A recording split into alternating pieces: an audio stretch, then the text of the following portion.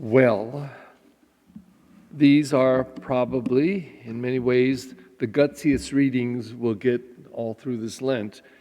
Chapter 25 of Matthew is, for me, the most challenging scripture and the most identifying scripture as to what we do to whom and how we do the same to the Lord.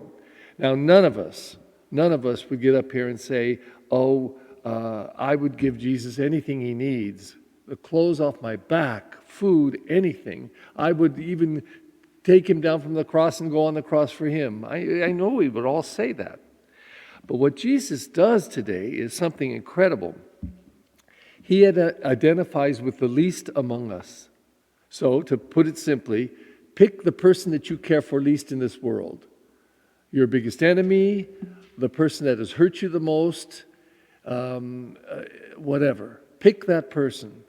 And what you do to that person, you do it to the Lord. That's what he says. To the least among you, what you or I do or don't do to that person, we do or don't do to the Lord. This is revolutionary teaching. This is the teaching of a master. And it makes sense, especially when we hear the first reading, after Moses speaks all these commands of the Lord, and he talks about what we're doing to one another, how we should respect one another, what we should do to care for one another, and not even bear hatred in our heart. And he said, take no revenge, cherish no grudge. And then, this is how that whole passage ends. You shall love your neighbor as yourself. But this is how it really ends. And then he finally says, I am the Lord. I am the Lord.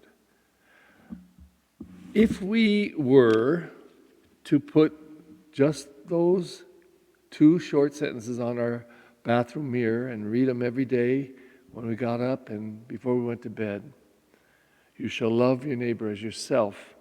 I am the Lord. I was writing this morning on the Facebook page, and I couldn't help but think of a certain Russian right now who must hate himself a lot.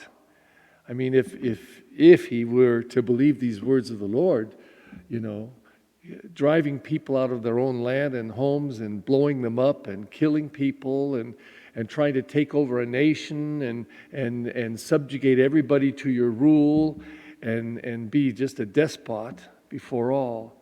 He must hate himself because the projection that we do to others, they say in psychology, we project the ugliness in ourselves, the worst part of ourselves.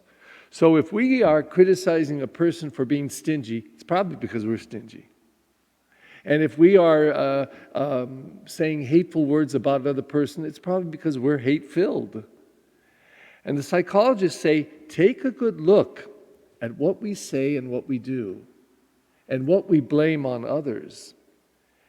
So this is all said in the best spirit. I'm saying this to me, most of all. I like to say, I'm preaching to me today. If you want to listen in, you can, but I'm preaching to me. I find this challenging, but I also find it redeeming. Imagine if today, if I should find some anger in my heart for somebody or get all peeved at somebody, that I were to turn it over to God and say, Lord, forgive me. Who am I to hate? Who am I to hold a grudge? Who am I to think like this? Give me your peace. Help me to forgive. Imagine how redeeming that is if all day long, every time our feelings take us somewhere cruddy, we are able to let go of them and find some life.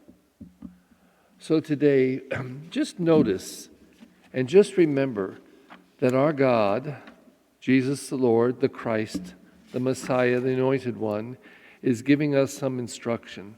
And not only would he echo the words as he did in the Great Commandments, love God with all your heart, mind, soul, and strength, and love your neighbor as yourself. Not only would Jesus the Christ say that because he did, he says something more, at least in Matthew. He says, whatever you do to the least of your brothers and sisters, you do it to me. And whatever you don't do to the least of your brothers and sisters, you don't do it to me. So if you don't feed them, you didn't feed me. If you didn't give them water, you let them be thirsty. And just remember, whatever you do it to me. Please stand. Trusting in God's mercy and compassion, we bring our prayers to Him.